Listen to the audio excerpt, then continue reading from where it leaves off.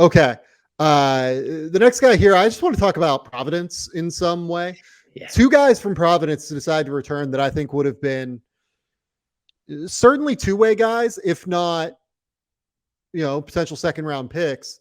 Bryce Hopkins is the main guy that will get the, attention. First team all Big East this past season, averaged something like 16-8 in that ballpark, let's say. Shot limited attempts from three, but knocked down the ones that he took. Was very physical as a driver, was a mismatch nightmare in that Ed Cooley flex offense. We're going to get to see him, I think, in a little bit different of an offense next season under Kim English. Kim likes to space it out and try and, drive and attack and play with like a well-spaced floor. Bryce Hopkins, I think, probably would have been a top 50 pick had he decided to come out. The guy that genuinely, like, I get a lot of feedback on from teams that have seen Providence a decent amount is Devin Carter. Devin Carter was one of the best perimeter defenders in college basketball this season. Just unequivocally. He is an absolute beast. He gets around screens. He's physical at the point of attack. He's strong. The offense is still developing. Like it's coming. Like he had a pretty okay season offensively, but it was lower use than you'd like to see. Like he averaged 13 points, 5 rebounds, and 2.5 assists, but he just can't shoot right now is the real problem. Like he shot 30% from three this season. If that improves, if the shooting part of his game improves, he's someone that you could see really move up and like make a name for himself as a really intriguing prospect that teams are fascinated in because the defense is as high level as it is. I mentioned with Arsenault the desire to buy in and play for a guy like Kelvin Sampson. I think the same thing of anybody who chooses to go play for Ed Cooley, that you know what you're getting in terms of toughness and physicality and consistency that you've got to bring on that end of the floor. And that's certainly where Carter pops as being one of the best guys that we've seen be an active, intense perimeter defender in the Ed Cooley era when he was at Providence. I'm curious to see if that translates over to another season. The Friars are doing really well right now. Kim English has kept a lot of important pieces in town. Garway Duel being another one with a recent kind of recommitment that he made to the Friars there, bringing some good guys from George Mason with him.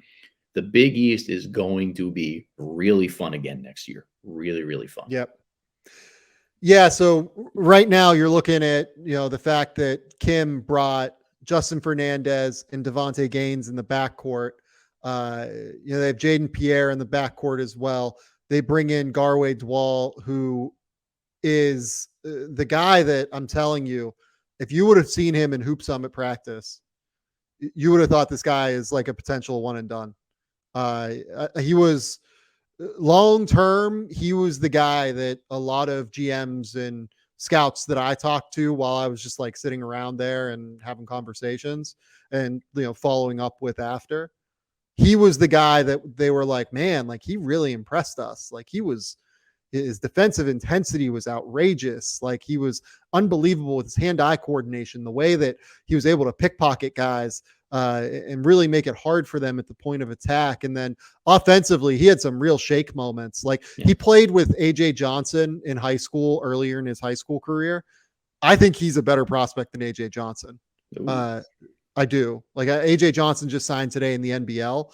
I have some questions about how successful AJ will be in that setting next year. He's a very skinny kid right now that we've seen how that goes in the NBL with guys that are quite skinny from Texas, RJ Hampton, Terrence Ferguson, right. Previously, it can be a bit difficult for those guys from time to time to really thrive at that level. Right. So